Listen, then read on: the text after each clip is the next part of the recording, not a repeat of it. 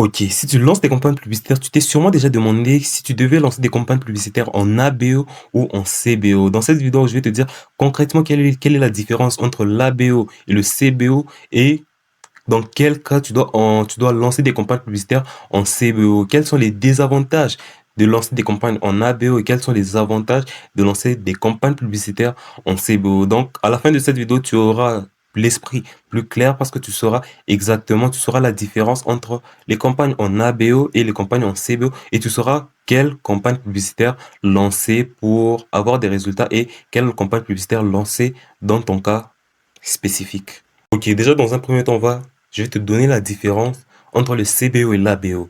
Le CBO, c'est Campaign Budget Optimization. Ça veut dire que le budget est défini au niveau de la campagne.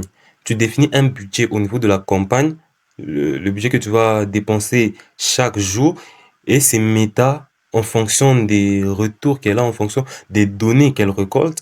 Elle va allouer plus de budget pour certaines publicités, pour les publicités qui marchent plus. Et les publicités qui ne marchent pas, elle va arrêter de dépenser de l'argent pour ces publicités-là.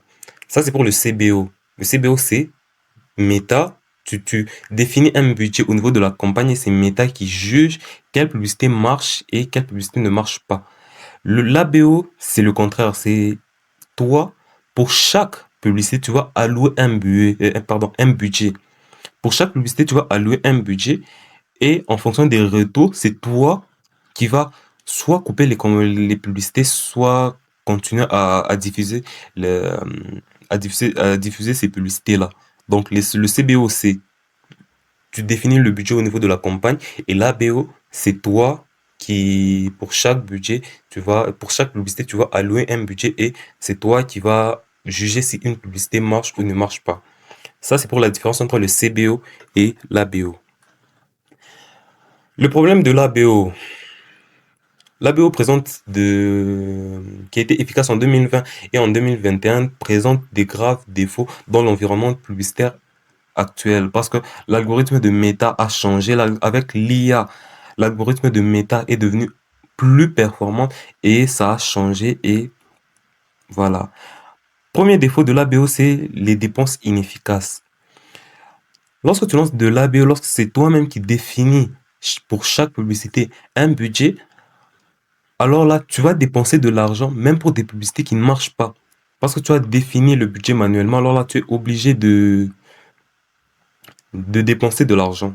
Deuxième défaut, c'est l'intervention manuelle élevée. Tu dois sans cesse analyser les campagnes publicitaires. Tu dois sans cesse regarder quelle publicité ne marche pas, quelle publicité marche. Et en fonction des retours, tu vas soit couper les campagnes publicitaires, soit couper les publicités, soit continuer à les diffuser. Troisième point, c'est limite d'apprentissage de l'IA. Le processus d'optimisation est limité par les décisions humaines.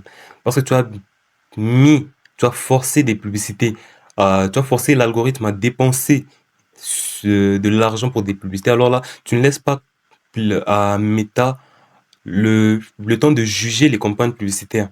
Parce que c'est toi qui définis si si une publicité marche ou ne marche pas. Tu limites Meta alors que Meta est plus intelligente que nous. Enfin, Meta est très bon lorsque tu lances des campagnes publicitaires, lorsque tu veux savoir quelle publicité marche, alors tu ne dois pas te dire que tu es meilleur que Meta. Enfin, Meta, vraiment, Meta est très fort. Donc, enlève ça. Conclusion, l'ABE crée un environnement limité qui empêche les meilleures publicités de s'élever. Il n'est pertinent que pour les entreprises avec un produit ou service high ticket, ça veut dire 1000 euros.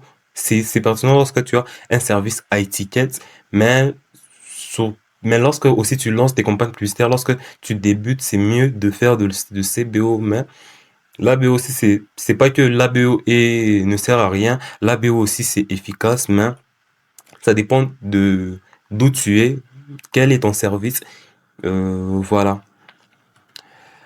3. Les avantages du CBO. Le CBO est l'approche privilégiée car elle est plus conviviale avec l'algorithme et plus facile à gérer. Parce que c'est toi tu laisses Meta définir quel budget dépenser pour chaque publicité. Meta a plus de liberté. Alors là, c'est plus simple et pour toi, c'est plus simple à gérer. Distribution intelligente du budget. Le budget est distribué par Meta et ceux qui fonctionnent le mieux, garantissant que les meilleures publicités reçoivent le plus de dépenses.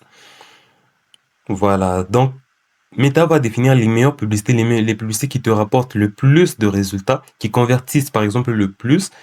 Et en sachant ça, Meta va allouer plus de budget pour ces publicités-là. Et les publicités qui n'auront pas eu de résultats, alors là, Meta va allouer moins de budget, mais les publicités qui ont le plus de résultats, Meta va allouer plus de budget à ces publicités. Environnement compétitif, pour tester de nouvelles créas, il suffit de lancer un nouvel ensemble de publicités dans la campagne CBO existante.